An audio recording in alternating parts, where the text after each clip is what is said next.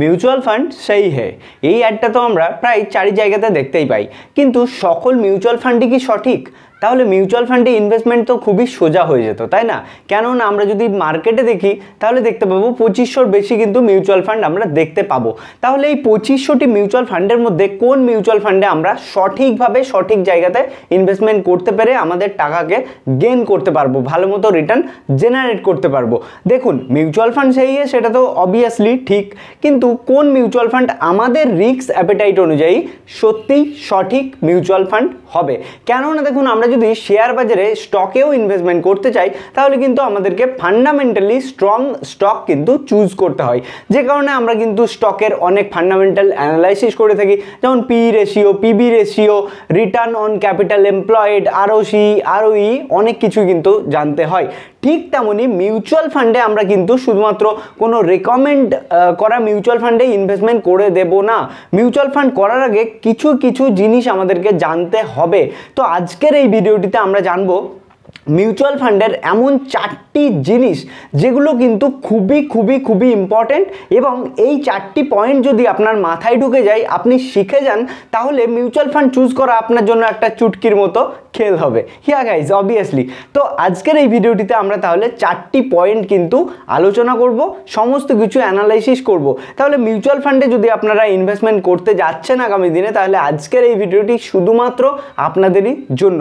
তাই ভিডিওটি স্কিপ না করে একদম শেষ অবধি দেখতে থাকুন। হোপ আজকের এই ভিডিওটি দেখলে আপনাদের মিউচুয়াল ফান্ডের নলেজ কিন্তু আরও বেড়ে যাবে। তাহলে চলুন বেশি কথা না বাড়িয়ে শুরু করে আজকের ভিডিও। সো তার আগে আমি প্রত্যেকের কাছে রিকোয়েস্ট করব যে যারা চ্যানেলে নতুন, অবশ্যই চ্যানেলটিকে সাবস্ক্রাইব করে পাশে থাকা বেল আইকনটিতে প্রেস করে নিন, যাতে এরকমই ইনফরমেটিভ ভিডিও মিস না হয়ে যায়। ওকে, তাহলে চলুন আমরা শুরু করি। সো গাইজ দেখুন, প্রথমেই আমরা 4টে রেশিওর মধ্যে প্রথম যে রেশিও নিয়ে ডিসকাস করব সেটা হচ্ছে আলফা। ওকে, সো দেখুন, মিউচুয়াল ফান্ডের কিন্তু 4টে মেন রেশিও থাকে, যাদের মধ্যে ফার্স্ট রেশিও কি না আলফা। ওকে, 1 নম্বর রেশিও হচ্ছে আলফা। দেখুন, এই আলফা আমাদেরকে কি সাজেস্ট করে? আলফা আমাদেরকে এটা সাজেস্ট করে যে যে মিউচুয়াল ফান্ডে আমরা ইনভেস্টমেন্ট করছি সেই মিউচুয়াল ফান্ড তার বেঞ্চমার্ককে আউট পারফর্ম করেছে নাকি আন্ডার পারফর্ম করেছে। অর্থাৎ কি আউট পারফর্ম মানে, ধরুন কোনো একটি মিউচুয়াল ফান্ড তার বেঞ্চমার্ককে মেনে চলছে, ঠিক আছে? তো আমরা এখানে লিখে নেব কি বেঞ্চমার্ক। ওকে, তো বেঞ্চমার্ক, প্রত্যেকটা মিউচুয়াল ফান্ড কোনো না কোনো বেঞ্চমার্কে মেনে চলে। তাহলে আমরা ধরছি একটি মিউচুয়াল ফান্ড এবিসি। ওকে, তাহলে এই এবিসি নামক মিউচুয়াল ফান্ডটি তার বেঞ্চমার্কে মেনে চলছে। তাহলে এবিসির যে রিটার্ন, অর্থাৎ ধরুন এবিসি আমাদেরকে এখানে 10% রিটার্ন দিয়ে এসেছে। ওকে, এবং তার বেঞ্চমার্ক দিয়ে এসেছে আমাদেরকে 9%। ওকে, তাহলে দেখতে পাচ্ছি তার বেঞ্চমার্কের তুলনায় এবিসি ফান্ড আমাদেরকে কিন্তু 1% বেশি রিটার্ন দিয়ে এসেছে। তাহলে এই যে 1% রিটার্ন আমরা দেখতে পাচ্ছি, এই 1% রিটার্নকে আমরা কি বলে থাকবো? আলফা। ওকে, আলফা। সো এই যে আলফা, এই আলফার ভ্যালু আমরা ধরবো সবসময় 0।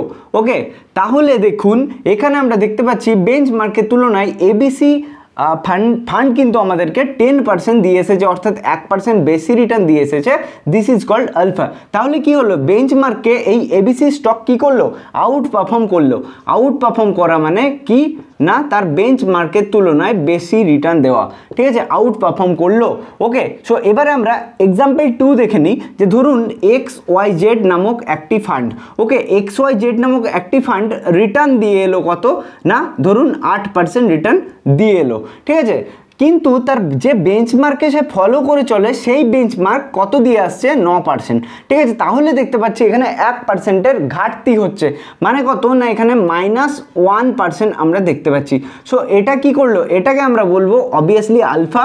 ওকে, এটা হচ্ছে আলফা, এবং এটা কি করলো? তাহলে আন্ডার পারফর্ম করলো, ঠিক আছে? আন্ডার পারফর্ম করলো। সো কেন আন্ডার পারফর্ম করলো না, যেখানে বেঞ্চমার্ক দিয়ে আসছে 9%, সেখানে XYZ ফান্ড দিয়ে আসছে আমাদেরকে শুধুমাত্র 8%, মানে কি বেঞ্চমার্কের তুলনায় কম পারফর্ম করেছে। দ্যাটস ওয়াই আমরা এটাকে বলছি আন্ডার পারফর্ম করেছে। ওকে, এবং ধরুন কোনো আমাদেরকে স্টক দিল কি না, ধরুন এই XYZ স্টকই আবার আমাদেরকে দিল কত না 9%, ঠিক আছে? তাহলে দেখছি তার বেঞ্চমার্ক দিয়ে এসছে 9% এবং XYZ ফান্ডও দিয়ে হলো আমাদেরকে সেম 9%। তাহলে বেঞ্চমার্ক যদি মিউচুয়াল ফান্ডের তুলনায় সমান হয় তাহলে আমরা সেটাকে বলবো না আউট পারফর্ম করেছে না আন্ডার পারফর্ম করেছে। বেঞ্চমার্ক আমাদেরকে যত রিটার্ন দিয়ে এসেছে আমাদেরকে সেই ফান্ডও তত রিটার্ন দিয়ে এসেছে।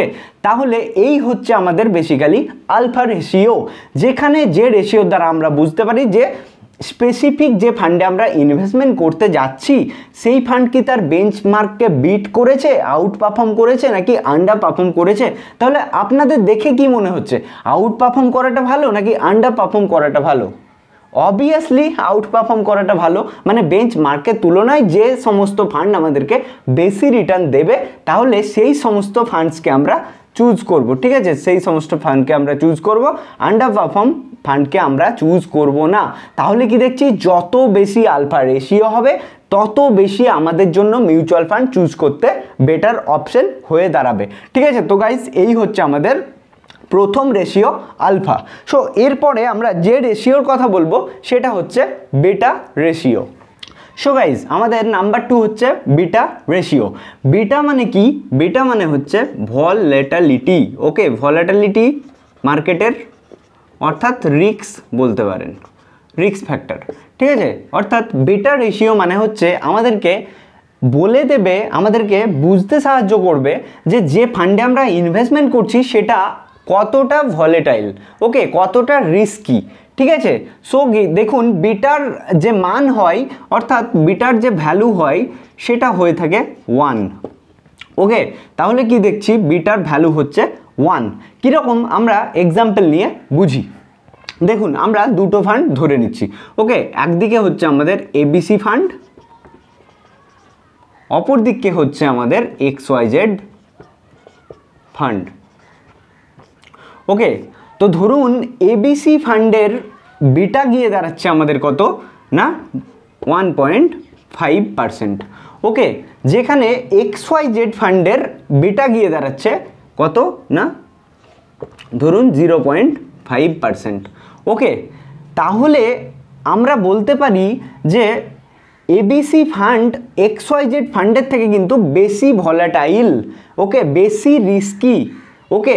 কেন না দেখুন আমরা যদি এটাকে বেঞ্চমার্কের সঙ্গে তুলনা করি, এখানে যদি আমরা বেঞ্চমার্ক লিখে নিই, আমরা যদি বেঞ্চমার্ককে ধরে নিই 1, ওকে, আমরা যদি বেঞ্চমার্ককে ধরে নিই 1%, তাহলে যদি আমরা ধরি যে মার্কেট যখন পজিটিভ সাইডে থাকছে, ওকে, মার্কেট যখন পজিটিভ সাইডে থাকছে, ওকে, মার্কেটে যখন ধরুন বুলিশ ট্রেন্ড একটা চলছে, মার্কেট নিচ থেকে ওপরের দিকে যাচ্ছে, তখন যদি আমাদের বেঞ্চমার্ক থেকে আমরা 100 টাকা রিটার্ন পেয়ে থাকি, 100 টাকা রিটার্ন পেয়ে থাকি, তাহলে এবিসি ফান্ড যার বিটার ভ্যালু হচ্ছে 1.5% সেটা আমাদেরকে দিয়ে থাকবে 150 টাকা, ঠিক আছে, 150 টাকা রিটার্ন আমরা কিন্তু পেয়ে থাকবো।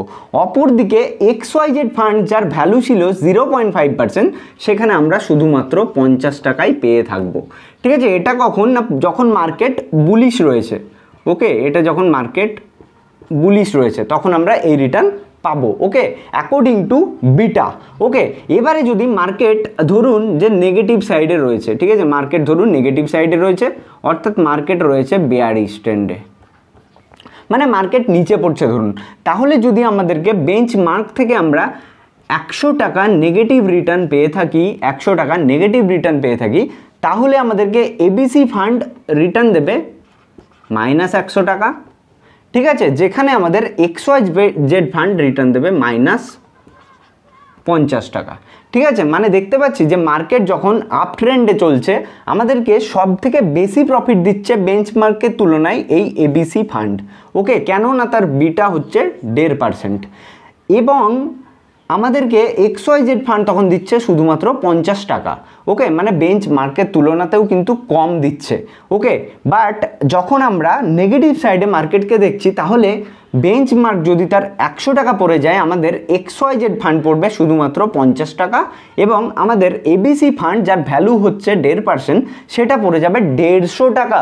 মানে কি বুঝতে পারছি আমরা যে বিটা আমাদেরকে সাজেস্ট করছে যে কি সাজেস্ট করছে না কোন ফান্ড সবথেকে বেশি রিস্কি। তো আমি বলে রাখি এই যে বিটা যখন আমরা দেখব তখন আমরা দেখব কি না, দেখুন আমরা এই যে বিটা দেখতে পাচ্ছি তাহলে এটা হচ্ছে বেশি আমাদেরকে, তাহলে এখানে আমরা পাচ্ছি হাই কি রিস্কি, ওকে, একটু বেশি রিস্কি থাকছে। এবং XYZ ফান্ডের ক্ষেত্রে আমরা কি দেখছি না লো রিস্কি, ওকে। যেহেতু এখানে হাই রিস্ক রয়েছে তাই আমরা রিটার্নটাও কীরকম পাবো, হাই রিটার্ন পাচ্ছি এখানে, ওকে। এখানে আমরা পাচ্ছি হাই রিটার্ন এবং এখানে আমরা পাচ্ছি লো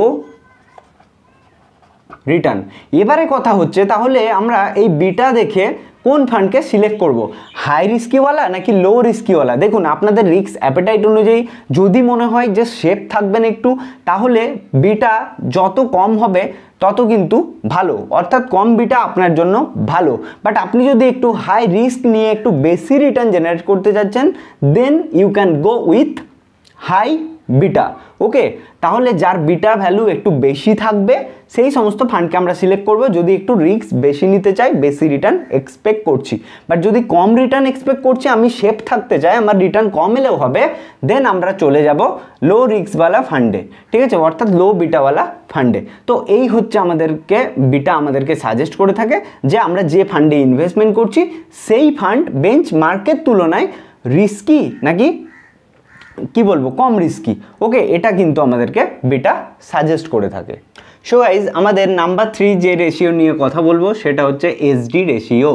এসডির মানে হচ্ছে স্ট্যান্ডার্ড ডেভিয়েশন, ওকে। স্ট্যান্ডার্ড ডেভিয়েশন মানে কি না, এসডি রেশিও আমাদেরকে মিউচুয়াল ফান্ডের যে রিটার্ন সেটার রেঞ্জ বুঝতে সাহায্য করে থাকে, ঠিক আছে। অর্থাৎ কি না, একটা মিউচুয়াল ফান্ডে যদি আমরা এভারেজ রিটার্ন দেখি, যে এভারেজ রিটার্ন আমাদেরকে দেখাচ্ছে কত না 30%, ঠিক আছে। ধরুন 30% রিটার্ন আমরা দেখতে পাচ্ছি, সেটা কত বছরে 5 ইয়ার্সে, 5 বছরের তার এভারেজ রিটার্ন দেখতে পাচ্ছি 30%, ঠিক আছে। তো এই যে 30% এলো, এটার তো হাইয়েস্ট ও লোয়েস্ট কিছু রেঞ্জ ছিল, ঠিক আছে। মানে কি ধরুন এদিকে আমরা লিখলাম লোয়েস্ট রেঞ্জ, ঠিক আছে, লোয়েস্ট এটা লিখছি রিটার্ন, ঠিক আছে, এবং এই দিকে লিখছি আমরা হাইয়েস্ট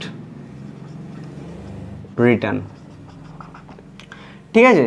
মানে কি না, এই যে 30% রিটার্নটা এসেছে এরকম তো নয় যে প্রত্যেক বছরে 30 করেই এসেছে, ওকে। অর্থাৎ কোনো বছর ধরুন 10% রিটার্ন এসেছে, কোনো বছর 20% এসেছে, কোনো বছর 25 এসেছে, কোনো বছর 30 এসেছে, কোনো বছর আবার ধরুন 10 এসেছে, ঠিক আছে। তো এইভাবে এসেছে 5টা বছরে, এবং এদের যদি আমরা এভারেজ করি তাহলে ধরুন এটা গিনা প্লাস প্লাস প্লাস দিয়ে যদি চলে যায়, এখানে বাই 5 করে দিই 5 বছরের জন্য বাই 5, তাহলে আমরা যেটা পেয়ে যাচ্ছি সেটাই আমরা বলছি কত না এভারেজ রিটার্ন, ঠিক আছে। এখানে আমরা কত ধরে নিয়েছি এটা 30%, ঠিক আছে। এবারে আপনি দেখতে পাচ্ছেন কোনো মিউচুয়াল ফান্ডের তার এসডি রেশিও দেওয়া রয়েছে 10%, ঠিক আছে। এসডি রেশিও দেওয়া রয়েছে 10%, ওকে।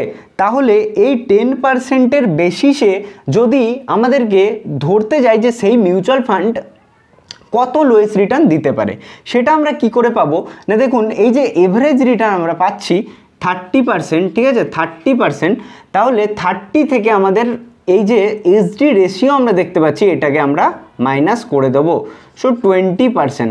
মানে কি আমরা স্পেসিফিক যে মিউচুয়াল ফান্ডের এসডি রেশিও দেখতে পাচ্ছি 10 এভারেজ রিটার্ন দেখতে পাচ্ছি এটা, তাহলে এভারেজ রিটার্ন থেকে এসডি রেশিও যদি মাইনাস করে দিই আমরা যেটা পাচ্ছি সেটা তার লোয়েস্ট রিটার্ন এভারেজ পেয়ে যাচ্ছি। মানে আমরা বলতে পারি ধরুন এবিসি ফান্ড এটি, তো এবিসি ফান্ডের লোয়েস্ট রিটার্ন আমাদেরকে দিতে পারে 20%, ঠিক আছে। সো এবারে হাইয়েস্ট রিটার্ন কীভাবে বের করব, সেম ব্যাপার, অর্থাৎ কি না এখানে আমরা দেখছি এভারেজ রিটার্ন 30, ঠিক আছে, এভারেজ রিটার্ন 30 প্লাস আমরা এসডি রিটার্ন করে নেব অর্থাৎ 40, ঠিক আছে। এই যে 40 পেয়ে যাচ্ছি এটা হচ্ছে তার হাইয়েস্ট রিটার্ন, ঠিক আছে। অর্থাৎ কি না আমরা বলতে পারি এবিসি ফান্ডের লোয়েস্ট রিটার্ন 20, মানে 20 থেকে 40-র মধ্যে কিন্তু এর রেঞ্জ থাকতে পারে, ঠিক আছে। যে ইনভেস্টমেন্ট করছি এটার রেঞ্জ কিন্তু 20 থেকে 40-র মধ্যে থাকতে পারে। সো এবারে এর সঙ্গে সঙ্গে আমি আরও দুটো পয়েন্ট আপনাদেরকে বলে দিচ্ছি যে সমস্ত মিউচুয়াল ফান্ডের এসডি রেশিও কম সেখান থেকে আমরা লোয়েস্ট রিটার্ন পাবো, কিন্তু এখানে আমাদের কি থাকবে লোয়েস্ট রিস্কও কিন্তু থাকবে, অর্থাৎ বেশি রিস্ক থাকবে না, লোয়েস্ট রিস্ক থাকবে। কিন্তু যে সমস্ত মিউচুয়াল ফান্ডের হায়েস্ট রিটার্ন আমরা পাবো, সেই সমস্ত সেখান থেকে আমরা কিন্তু হায়েস্ট রিস্কও আমাদেরকে কিন্তু নিতে হবে, ঠিক আছে, হায়েস্ট রিস্ক আমাদেরকে নিতে হবে। অর্থাৎ কি, লোয়েস্ট রিটার্নওয়ালা যদি মিউচুয়াল ফান্ডে ইনভেস্টমেন্ট করি সেখান থেকে আমাদের রিস্ক থাকবে লো, কিন্তু যদি হাইয়েস্ট রিটার্নওয়ালা মিউচুয়াল ফান্ডে ইনভেস্টমেন্ট করি সেখানে রিস্ক থাকবে হাই, ঠিক আছে। তো এই হচ্ছে আমাদের basically SD ratio, standard deviation, যেখানে আমরা রিটার্নের কিন্তু রেঞ্জ বুঝতে পারি, ঠিক আছে, রেঞ্জ বুঝতে পারি, অর্থাৎ লোয়েস্ট গেলে কত যেতে পারে, হাইয়েস্ট গেলে কত রিটার্ন আমাদেরকে সেই স্পেসিফিক মিউচুয়াল ফান্ড দিয়ে আসতে পারে। এটা আমাদেরকে সাজেস্ট করে থাকে কে না এসডি রেশিও, ঠিক আছে। সো এরপরে আমাদের লাস্ট অ্যান্ড ফাইনাল যে রেশিওর কথা আমরা বলবো সেটাও খুবই খুবই খুবই ইম্পর্ট্যান্ট, সেই রেশিও হচ্ছে শার্প রেশিও। ওকে, সো আমাদের নাম্বার 4 পয়েন্ট হচ্ছে শার্প রেশিও। এটা কি না রিস্ক অ্যাডজাস্টেড রিটার্ন, ঠিক আছে, রিস্ক অ্যাডজাস্টেড রিটার্ন, ঠিক আছে। আমি সিম্পল বাংলা ভাষায় বলে রাখি যে এই ফান্ড মানে ধরুন যে আপনি একটা ফান্ড চুজ করেছেন, সেখানে আমরা শার্প রেশিও দেখতে পাচ্ছি, তাহলে সেই শার্প রেশিও আমাদেরকে কি সাজেস্ট করে সেটা দেখে নিন, যে সেই স্পেসিফিক মিউচুয়াল ফান্ড কত পার্সেন্ট রিস্ক নিয়ে কত পার্সেন্ট টাকা আমাদেরকে রিটার্ন জেনারেট করে দিতে পারে, কে সাজেস্ট করে থাকে, শার্প রেশিও, ঠিক আছে। অর্থাৎ কি না কত পার্সেন্ট রিটার্ন নিয়ে কত পার্সেন্ট আমাদেরকে কত পার্সেন্ট রিস্ক নিয়ে কত পার্সেন্ট রিটার্ন আমাদেরকে দিতে পারে, সেটা আমাদেরকে শার্প রেশিও সাজেস্ট করে থাকে, ঠিক আছে। সো আমরা সিম্পলভাবে যদি বুঝি যে দেখুন আমি বলে রাখি যে এই যে মিউচুয়াল ফান্ডে আমরা ইনভেস্টমেন্ট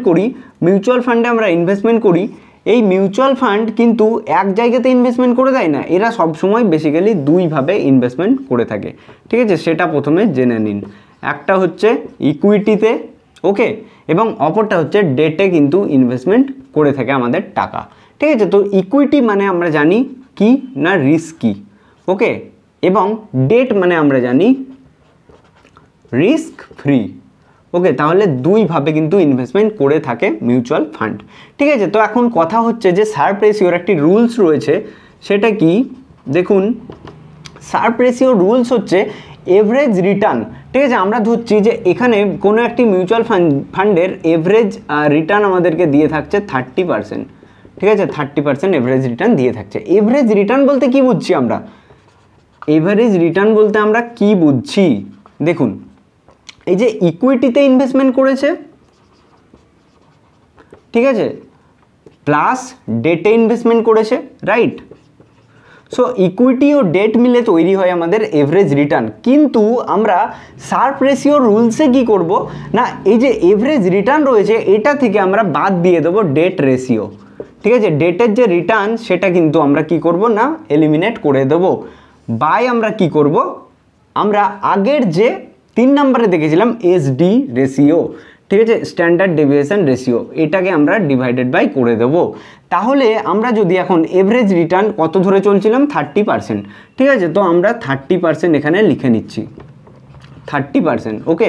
30% মাইনাস আমরা ধরে নিচ্ছি যে ডেট রেশিও এখানে কত দিয়েছিল না 5, ঠিক আছে, তাহলে 5% আমরা এলিমিনেট করে দেবো, বাই আমরা ধরে নিচ্ছি এসডি রেশিও আমাদের 10, ঠিক আছে, 10% দেখাচ্ছে।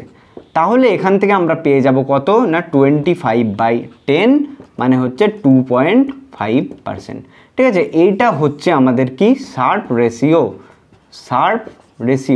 ঠিক আছে। তো শার্প রেশিও বের করার রুলস হচ্ছে এটাই, যে এভারেজ রিটার্ন থেকে আমরা ডেটকে বাদ দিয়ে দেবো, বাই এসডি রেশিও আমাদের যত থাকবে সেটাকে আমরা বাই করে দেবো, যেটা পাবো সেটাকে আমরা বলবো শার্প রেশিও। তাহলে এই শার্প রেশিওর পরিপ্রেক্ষিতে আমরা কি করে ফান্ডকে সিলেক্ট করব, ধরুন এর জন্য আমরা ধরে নিলাম দুটো ফান্ড কিন্তু রয়েছে, ঠিক আছে, দুটো ফান্ড রয়েছে। একটি ফান্ড হচ্ছে আমাদের এবিসি ফান্ড, ওকে, এবিসি ফান্ড, এবং অপরটি হচ্ছে আমাদের XYZ ফান্ড, ঠিক আছে, XYZ ফান্ড, এবিসি ও XYZ ফান্ড। তো এবারে এবিসি ও XYZ ফান্ডের শার্প রেশিও গিয়ে দাঁড়াচ্ছে, একটা ধরুন 1.5%, অপরটার ধরুন 2.5%, আপনি দেখতে পাচ্ছেন, ঠিক আছে, সেম ক্যাটাগরির ফান্ড যেখানে আমাদের শার্প রেশিও পার্থক্য আছে। তাহলে 1.5%ওয়ালা ফান্ডকে চুজ করব নাকি 2.5%ওয়ালা ফান্ডকে চুজ করব? অবভিয়াসলি আমরা 2.5%ওয়ালা ফান্ডকেই কিন্তু চুজ করব, ঠিক আছে। এটা আমাদের ইনভেস্টমেন্টের জন্য গুড ইনভেস্টমেন্ট। কেন না, আমরা যদি বেশি শার্প রেশিওওয়ালা ফান্ডকে চুজ করি সেখান থেকে আমরা ভালো রিটার্ন জেনারেট করতে পারবো, ঠিক আছে। সো এইভাবে কিন্তু আমরা 4টে রেশিওর দ্বারা মিউচুয়াল ফান্ডকে আমরা কিন্তু সিলেক্ট করতে পারবো, আমাদের সিলেক্ট করতে সুবিধা হবে, ঠিক আছে। তো এছাড়াও যদি আপনারা চাইছেন যে কোন মিউচুয়াল ফান্ডে আমরা কত কত করে টাকা ইনভেস্টমেন্ট করব, ডাইভার্সিফাই করব না, আমরা তো জানি যে আমাদের সমস্ত টাকা একটা ফান্ডেই ইনভেস্টমেন্ট করে দেওয়া উচিত হবে না, ঠিক আছে, যার জন্য আমাদেরকে ডাইভার্সিফিকেশান করাটা খুবই দরকার। সো কীভাবে কোন কোন ফান্ডে কত টাকা করে ডাইভার্সিফাই করব তার উপরেও ভিডিও আমি ডিটেলসে বানিয়ে রেখেছি, আই বাটনে চলে আসবে, এখান থেকে দেখে নেবেন। সো আশা করছি মিউচুয়াল ফান্ডের ওপরে আপনাদের আর কোনো কনফিউশন নেই। সো এরপরেও যদি কারোর কোনো কোশ্চেন কনফিউশন থেকে থাকে অবশ্যই কমেন্ট বক্সে কমেন্ট করে দেবেন, ঠিক আছে। আর এছাড়াও জানাবেন ভিডিওটি কেমন লাগলো, ভালো লাগলে লাইক করে ফ্রেন্ডস ও ফ্যামিলি মেম্বারদের সঙ্গে শেয়ার করে দেবেন। আর যারা চ্যানেলে নতুন অবশ্যই চ্যানেলটিকে সাবস্ক্রাইব করে পাশে থাকা বেল আইকনটিতে প্রেস করে দেবেন। চলুন দেখা হচ্ছে পরবর্তী ভিডিওতে, ততক্ষণের জন্য সবাই ভালো থাকবেন, সুস্থ থাকবেন, ধন্যবাদ।